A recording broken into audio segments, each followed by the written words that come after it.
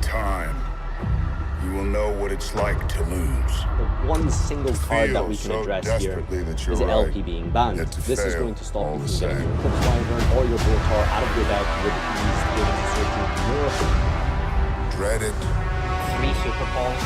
Come on. run What? from it. No! Now at 2, Just this is still an alive. unforeseen day. Stratos is always at 1. For the longest time, being at 2. Maybe we'll see some changes. Alright, what's up YouTube? I am super excited to bring you this deck profile today. This deck got almost completely unlocked on the ban list. I mean, seriously. Some of the cards that came off the ban list, super polymerization, stratos. I almost can't believe it. It's been so many years. I don't know what to say. But this deck is unreal. I just cannot believe how good it is. Let's just get right into it. We start off with 3 copies of Vision Hero Ferris. This is the new card. Not only did heroes get all what is that, like 2 cards taken off the ban list with Super Poly and of course Stratos. Additionally, they got brand new cards, which is just like they didn't even need it. They didn't even need it, and now they got it. It's awesome. So Ferris, what does Ferris do? He's like Galaxy Soldier for heroes. You discard a hero monster from your hand to the graveyard, which isn't always a bad thing, because you remember the good old days when you used to draw Malicious, and you really didn't want it. Well, now you have a reliable way to discard it. So you discard the hero to the graveyard, and then you can special summon this card. When this card is special summoned, you can activate a hero, Vision Hero, from your deck and place it in your Spell and Trap card zone. And that one will usually be the Vision Hero Increase. Vision Hero Increase, when he's in the Spell and Trap card zone, you contribute a hero monster on your side of the field to summon him to the field. When he's summoned to the field, you get to summon another Vision Hero. And then, of course, you have the target you're summoning, which is Vision Hero Vion.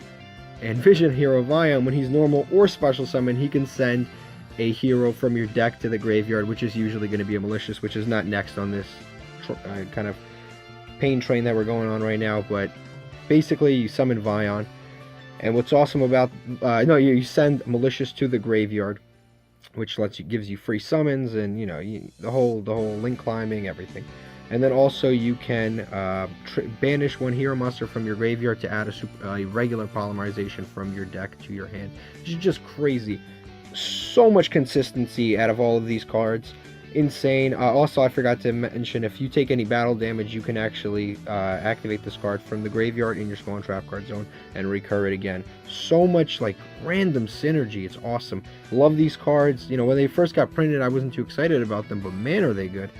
Next, we've got our normal elemental heroes. We've got Elemental Hero Stratos off the ban list. Well, no, he's at 2 now.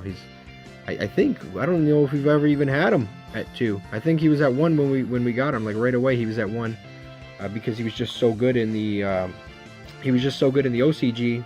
Even at the beginning, I think as soon as he got released, he was limited to 1. He was a jump promo. He just right away he was limited to 1. But insane card, Elemental Hero Stratos.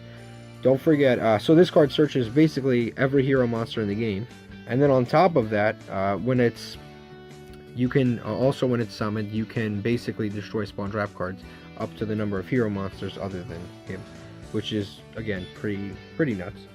A really good card, one of the best cards ever printed. Then we've got 2 copies of Shadow Mist.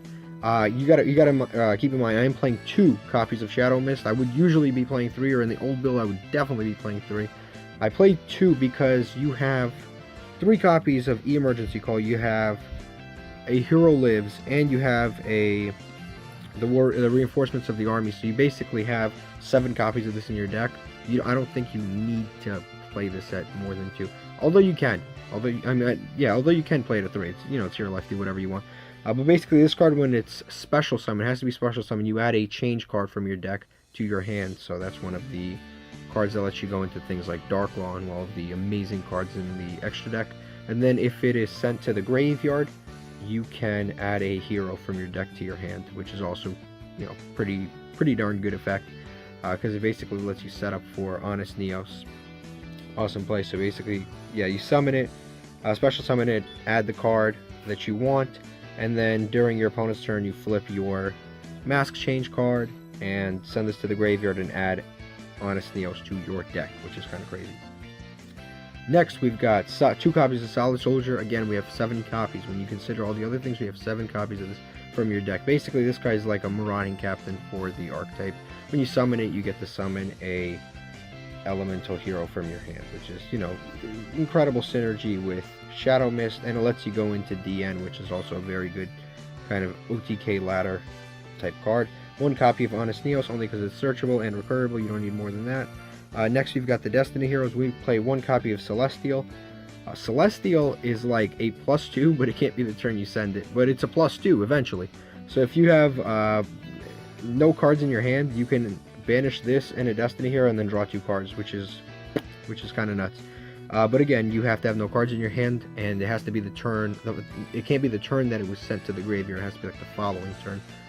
Which is okay, because, you know, usually you'll go first and you'll stun your opponent's turn and stop him from doing anything, and then the following turn you'll have no cards in your hand because you used all your resources to build a board, and then you'll activate this engrave and draw 2 cards. Just, you know, nice. Then we've got 2 copies of Destiny Hero Malicious, because we can only play 2 copies of Destiny Hero Malicious. But this card, basically, again, it's like a link ladder card, puts bodies on board. You remove this, summon another Malicious from your deck. I think it's actually a pretty balanced card overall. I don't know if it could come back to 2, I mean to 3, but I don't think it's as unbalanced as people make it seem. Truthful, I mean, it's a brick in the hand. You know why it's unbalanced. I don't need to go through this. And then we've got 1 copy of Destiny Hero Plasma. You can replace this with a less bricky one. You can replace this with Discommander, but Discommander's not as cool as he used to be.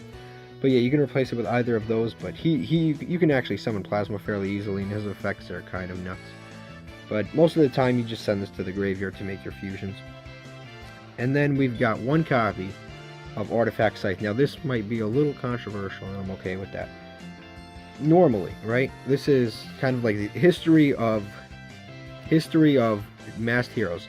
Whenever you summon the Dark Line, I think the biggest issue with this deck currently is that it makes fields that are a little on the weaker side, maybe not as strong as they should be, because usually you'll end your turn and you'll just have a Dark Law, a Link monster, and maybe some other fusion monster, and that's like your best bet. And historically, Masked Hero Dark Law has always been accompanied by either a totally awesome and a Bahamut Shark, or maybe a Naturia Beast, but it's always been accompanied by some other sort of floodgate monster. And the issue is that this card just loses to like impermanence, and impermanence is in every deck. It loses to impermanence and loses to a few other cards, and don't get me wrong, this is a very, very, very good card. But the issue is sometimes the boards in this deck are just a bit too weak, and I think that playing the Artifact Scythe engine is exactly what we need to put just a little more pressure on our opponent. So then we've got the Fusion Destinies for the spells. Let's move the monsters out of the way. Play 3 copies of Fusion Destiny, and this is exactly the reason why I can't play Totally Awesome and things like Naturia Beast, although I could put those engines if I wanted to. But this actually locks you into Dark Hero monsters, which is a little problematic, and actually so does Ferris. They both lock you into this locks you into hero monsters. Ferris locks you into Dark Hero monsters. So unfortunately, even if you wanted to, you couldn't play those cards. But beautiful thing about the Scythe engine, the Artifact engine, that I'll just get to it now, might as well. The beautiful thing about the Artifact engine is that you summon this during your opponent's turn, so it really doesn't matter. It doesn't mess with this in any way, and you still get to stun your opponent unbelievably. So this card basically is like Future Fusion, but it's not in the future. It's like immediate. It's really, really cool. Basically, you fusion summon using cards from your deck, and it doesn't matter whether the summon goes through or not, because you send all the targets, and you basically fill your grave with Malicious and Celestial and all the things you need in the graveyard, and you can do whatever you want, but it's really, really good. So 3 copies of Fusion Destiny puts a free body on board, but the only restriction is that it locks you into Darks, and that is kind of a huge restriction. Of course, it's once per turn, but yeah, I think it's alright. And again, it's after this card resolves, you can only summon Darks. So just keep that in mind. So you can summon non-Darks beforehand. Then we've got 3 copies of Mask Change, which is necessary. 3 copies of Emergency Call. 1 copy of Reinforcements of the Army. This is just consistency cards, lets you search. 1 copy of A Hero Lives. You know, pay half your life points, summon any hero, usually Stratos. Or a Shadow Mist, whatever you need. 3 copies of Call by the Grave, make sure everything goes through. This is stupid, I can't believe this. Super Poly at 3. You can't make this stuff up. This card is so good, it breaks boards. This deck, by the way, is so good at going second, I almost can't believe it. I don't know what to say. This is one of the better going second decks I've seen in a while, and the thing is, you don't even want to go first. Most of the time you win a die roll, like, I'll go first.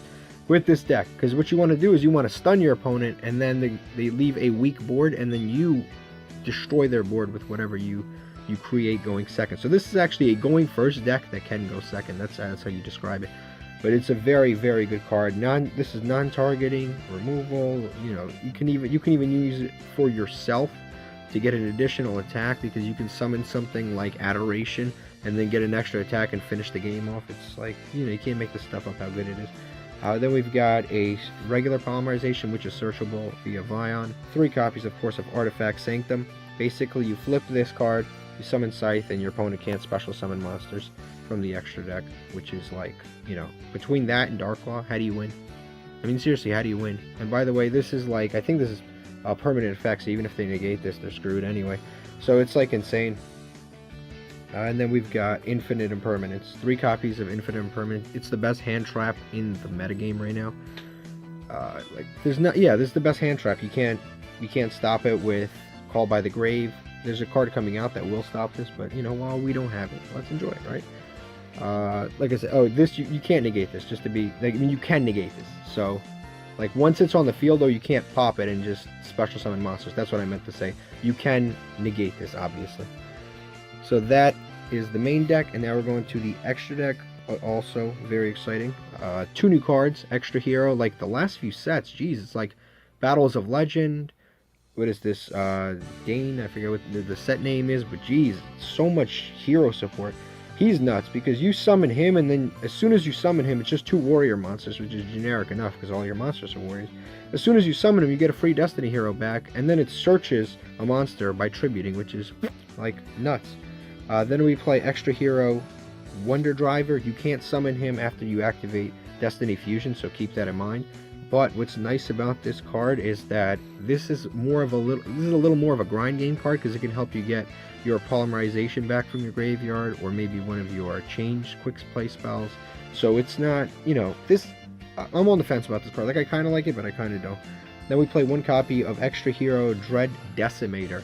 If your opponent leaves a monster in defense mode, I mean, forget it. They're done. They're done. They're literally done. This does piercing, and it makes your monsters gain 100 for every hero monster in your graveyard, with different names in your graveyard. First of all, you're gonna have so many, which is because you have a million ways to send them with Fusion Destiny and all the other things. You'll be going through them so quickly. So that actually does matter. And then if they're dumb enough to leave a monster in defense mode, and to be honest with you, they're not that dumb, because, you know, they think you're an OTK deck, they'll put something in defense mode. If they put something in defense mode, they basically lose, because you're going to summon the all-time hero, Vision Hero Trinity, and you're going to attack 3 defense position monsters doing piercing. You're going to win for game.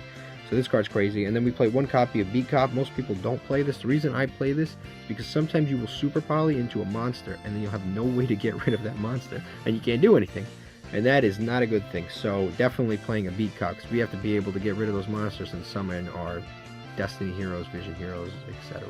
We definitely need to do that. We need to get rid of whatever we super polyed from our opponent's side of the field. Whatever we create, we got to be able to get rid of somehow. And then we play 2 copies of the best elemental hero, I think, or I guess it's Masked Hero. 2 copies of Masked Hero Darklaw. Insane. He's like Macrocosmos that doesn't affect you, and then he randomly discards a card from their hand, which ends up getting banished, because, you know, every card that's sent to the graveyard is banished. Crazy card, but again, I don't think he's enough. That's why we play the Artifact Engine. I don't think he's enough, but he is a lot, which is really good. He has a lot of win against certain decks. Play 1 copy of Masked Hero Dione. Again, this is kind of like a consistency card. You can't summon him after you use Destiny Fusion, so be careful. But what's good about him is that you can basically, when you destroy a monster and then special summon a what's it called, a hero monster from your deck, which you can summon a shadow, or you can add a special summon a shadow mist from your deck, and then when this is summoned, you can add a change card, and then you can attack with this, and then go into Dark Law with the change card. I mean, you can't make this stuff up. Or Anki, but really, really good. And then we've got Anki, which attacks directly, among other things. And we've got one copy of Vision Hero Trinity, one of the, I mean, there's somebody at my locals who wins with this like all the time. Very, very good with this card. He always, no one ever sees it coming. He throws this on the board and he destroys people with this card. I love this card. Basically, it doubles its attack when it's fusion summoned, which is crazy, which makes it 5,000, and then it can attack 3 times, which is insane because people leave these boards open and you can just attack through things. It's kind of crazy. You can break huge boards, and then again, if you have, where is he? Dread Decimator, coolest name of all time. If you have him, you can attack 3 times, and you do piercing, so it's bananas. And then we've got one copy of Vision Hero Adoration. He's one of the more generic hero fusions. Number 1, he's actually a super poly target if you're playing the mirror match, right? Very good for that. So he's a good super poly target for the mirror match, and then on top of that, if you're OTKing, and you have a super poly in hand, you can attack with all your monsters and then activate super poly and then make this and attack directly. Also, he can basically lower attack of your opponent's monster with a if you target your opponent's monster and your own monster, and your opponent's monster loses attack and defense equal to the monster that you targeted. And then we play our target for Destiny Fusion. We play 1 target. It's dangerous. Again, I'm very much on range. When it comes to super poly targets and fusion targets, it's all about range. What's good about this is it can send so many different cards in the graveyard. Look at the attributes of this deck. I mean, seriously, look at the attributes. Look how many darks we play. Look how many darks we play, not sight.